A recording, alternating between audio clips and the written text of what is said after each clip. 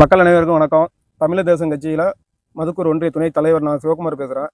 தஞ்சாவூர் மாவட்டம் பட்டுக்கோட்டை தாலுக்கா பாவாஜி கோட்டை கிராமத்தில் ஆதிதரோட நலக்குடியிருப்புக்கு நாங்கள் வந்திருக்கோம். அங்கே நம்மளுடைய தோழர் ஒருத்தர் அவருடைய பிரச்சனைகளை பற்றி இப்போ உங்களுக்கு புரிகிற மாதிரி தெளிவாக எடுத்து சொல்லுவார். இது நல்லா பார்த்துங்க. இதுதான் சுடுகாட்டு ரோடு.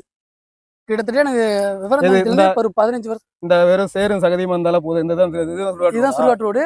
கிட்டத்தட்ட எனக்கு விவரம் தெரிஞ்சு 15 வருஷமா காலமாக இப்படிதான் இருக்கு. இப்போ இதில் மெயின் ரோடு போகணும்னா எவ்வளோ தூரம் போகணும்? நம்ம மெயின் ரோடு போகணும்னா இங்கே 1/2 கிலோமீட்டர் போகணும். அங்கே மெயின் ரோட்ல இருந்து அங்கிட்ட 1/2 கிலோமீட்டர் ஏற்காடுக்கு போகணும். அந்த வெறும் தென்னை மரமா நிறைய தெரியுது, அதுதான் தார் ரோடா? அதான் தார் ரோடு. அதுல இருந்து பனை மரம் இருக்குல்ல, ஆமா, அதான் தார் ரோடு. அங்கேருந்து 1/2 கிலோமீட்டருக்கு அங்கேருந்து 1/2 கிலோமீட்டர் அங்கிட்டு போகணும். அப்பதான் சுடுகாடு வரும். அதே மாதிரி இங்கிட்ட இருந்தும் இன்னும் கிட்ட 1/2 கிலோமீட்டர் போகணும். இதே சகதி தான். ஆமா, இப்ப நாங்க நடந்து வந்தப்போ ஒரு 1/2 கிலோமீட்டருக்கு மேல சேரும் சகதியில நாங்க நடந்து வந்தோம். அதுதான் எங்களோட நிலைமை. இந்த நிலைமை இப்படிதான் இருக்கு. எங்களோட நிலைமை கிட்டத்தட்ட 15-20 வருஷம் காலமாக இதுதான் எங்க நிலைமை. அதாவது இந்த உலகத்துல ஒரு குழந்தை பிறந்து வளர்றதும் கஷ்டமா இருக்கு. கண்டிப்பா. உலகத்தை விட்டு போகும்போதும் அவங்கள ஒரு சந்தோஷமா வழி அனுப்பி வைக்கலாம்னா அதுவும் பெரிய பிரச்சனையா இருக்கு. ஐயோ, ரொம்ப பிரச்சனையா இருக்குது. மனசன் இப்ப பிறந்தும் கஷ்டப்படுறோம், செத்ததுக்கு அப்புறமும் கஷ்டப்படுறோம். இப்ப நீங்க இதுக்கான முயற்சி என்ன எடுத்திருக்காங்க? நீங்க இத்தனை வருஷம் ஹோட்டல்லாம் போட்டிருப்பீங்க. உங்க ஏரியால எப்படி ஒரு 500 பேர் இருப்பீங்களா? அதிகபட்சம் 500-600 பேருக்கு மேல இருப்போம் நாங்க. சரி. நாங்க கிட்டத்தட்ட எனக்கு ஒரு 5-6 வருஷத்துக்கு ஒரு 5-6 வருஷத்துக்கு முன்னாடி இந்த வயல் தான் எங்களுக்கு ரோடு. இந்த வயல்ல இறங்கி இந்த வயல் இறங்கி அந்த கடைசி போற வரைக்கும் இந்த வயலோட நாங்க இறங்கி போனோம். இதுல எத்தனை வாட்டி பிரேதம் கீழே விழுந்திருக்கு, தூக்கி வச்சு எத்தனை வாட்டி கஷ்டப்பட்டு இறக்கிருக்கோம்.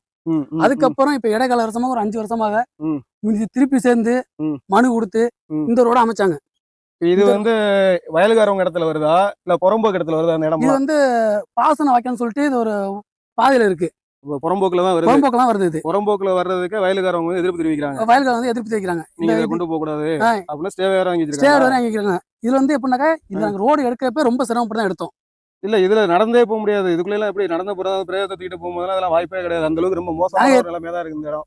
எத்தனையோ வாட்டி நாங்க கீழே விழுந்து கை அடிபட்டு கால் அடிபட்டு கொண்டு தான் இங்க சேர்க்க வேண்டியது. இப்போ உங்க ஏரியால பெரிய மனுஷங்க எல்லாம் இருப்பீங்க. நீங்க கூட பேசி இது மாதிரி பஞ்சாயத்து தலைவர், பிரசிடென்ட், கவுன்சிலர், வார்டு மெம்பர் எல்லாம் பேசி நிறைய பேர்ட்ட போய் மனு கொடுத்துட்டோம். நிறைய பேர்ட்ட செஞ்சுட்டோம். ஒன்னும் கதைக்காக பாடு கிடையாது. இப்ப நம்ம தமிழர் தேசம் கட்சி மூலமா மதுக்கூர் ஒன்றிய நம்ம முருகேசன் இருக்காரு. அவர் மூலமா இந்த பிரச்சனையை நம்ம எவ்வளவு தூரம் நம்ம மேல கொண்டு போகணுமோ சோசியல் மீடியா மூலமா எல்லா இடத்துக்கும் நம்ம எடுத்துட்டு போவோம்.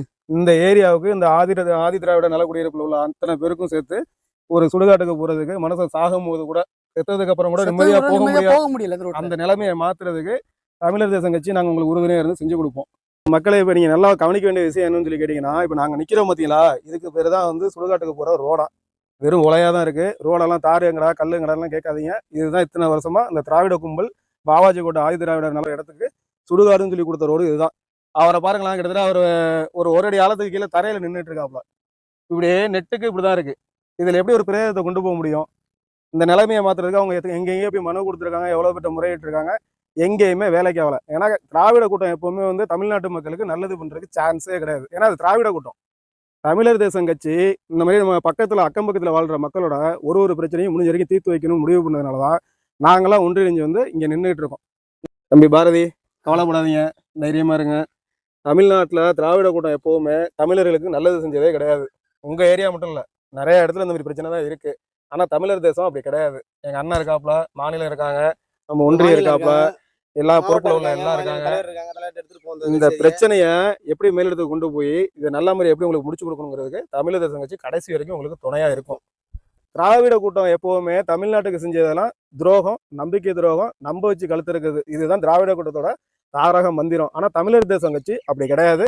எங்கெங்கெல்லாம் பிரச்சனை இருக்கோ, பிரச்சனை உள்ள இடத்துல நியாயம் எங்கெங்கெல்லாம் இருக்கோ அங்க நாங்க வருவோம். தமிழர் தேசம் வரும். பொதுமக்களுக்காகவும் அக்கம் பக்கத்தில் உள்ள கஷ்டப்படுறவங்களுக்கும் எப்படி பிரச்சனைலேருந்து வெளியில கொண்டு வரணுங்கிறது தான் தமிழர் தேசம் கட்சியோட தலையாய நோக்கம் அப்படிங்கிறத இந்த வீடியோ மூலம் உங்களுக்கு நான் தெரிவிச்சுக்கிறேன். நன்றி, வணக்கம்.